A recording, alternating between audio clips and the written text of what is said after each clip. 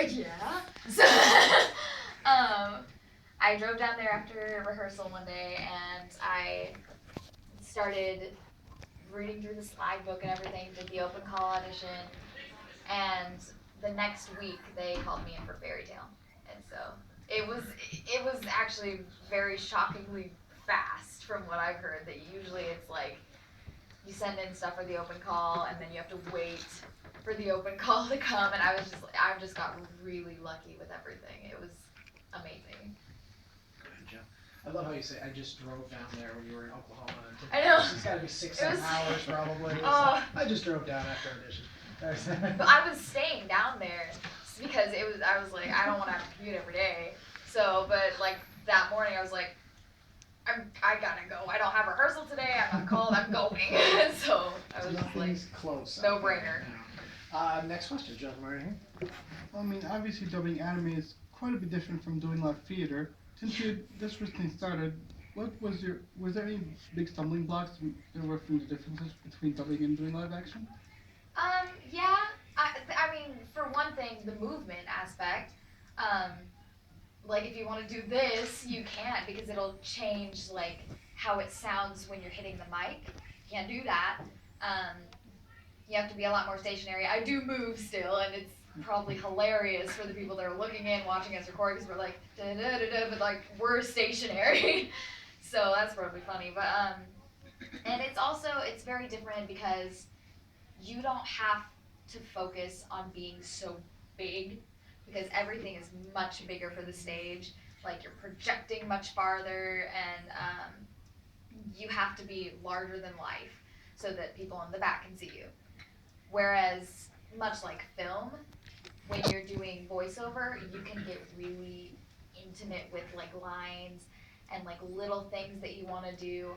You can keep them small and they'll still read just as well because it's so like right there. Like you can whisper something and the mic will pick it up. So it gives you almost more of a chance to get creative with things, whereas for the stage, even a whisper has to be a stage whisper. So it's very different. Sorry, folks, my tape is dying. So Oh, no. You guys all keep going. I'll just probably miss one question. It's my own fault. But I believe the gentleman second row actually had his hand up as well. Yes. Um, Do you prefer voice acting in video games, or like which one do you like more, like anime, video games, or anything else like that? They're very different. I like doing anime better because you have the video, whereas for video games, or for at least a lot of the ones that I've done, it's just a list of reactions and lines, and you have no idea what the context is. It's just like 2 beats, like giggle, and you're like, I don't know what I'm laughing at. I don't know what's happening. And what happens is the process is you'll hear the Japanese and you just do it. You'll hear it, do it, hear it, do it, and you just go down the list. And whereas for anime, you watch the Japanese clip, you read your lines, and then you start going.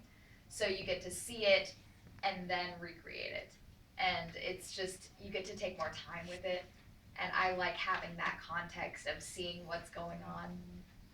But like a lot of people are like, I like doing video games because it's faster and I can just go and roll with the punches and whatever just comes naturally. And I don't know, it's different for everyone. But the fun thing is that you get to do them all. You don't have to pick. You can do the next one next week, right? I believe, Joe, you had a question? Yes, hi. When we have a voice director here, I generally ask what do they think are the good qualities of a voice actor. I want to reverse that now. What do you think are the qualities of a good voice director, and how does that differ also, voice directing from stage directing? Well, one thing that I really like in the directors at Funimation and the directors at my school, where I'm studying musical theater, that I think is really important for any director, is that they will push you. Like, I don't remember if I told this story, but when we were doing Attack on Titan auditions, I was in there, I read for Krista and Sasha and Mikasa. And I did Mika, Krista, then Sasha, and he heard my Sasha audition and Mike McFarlane, and he went, "Can you read for Armin?" And he had me try and read for Armin. And I was like, I've never done a boy voice. I can try, because everyone's like, just say yes. Like, that's like the rule, just say yes. So I tried, and he was like, you have a register to do that. You should try and work on boy voices. And I was like, okay. And so, like, they'll push you and try and get you to expand your range, which is really good, because then you're going to be able to work on more stuff. Then you're not as limited to, I can work on these characters, like I can do the hi, oh my gosh, or the hey, oh my gosh. It just keeps expanding. Another thing that's really important is communication. There are so many times when a director will be like, more like, and I'm like, you're just, and you don't know. I mean, they're able to say exactly what they want because they have a vision in their head. And if they can convey to you exactly what they want, it's just easier for you. It's easier for the actors to be like, okay, this is it. This is what I'm trying to recreate for them. Boom, there you go. The difference for stage and for voiceover is probably, again, with the different levels that you can do. Like, I remember working on Hal. For a lot of the really emotional scenes, he was like, I want this to be just shattering. I want it to be so soft and raw and broken. And I couldn't have done that on stage. And we had to work down, whereas on stage, it's usually not working down, it's working up. So that was different, but it was really, really interesting too. Let's get a question from that half of the room.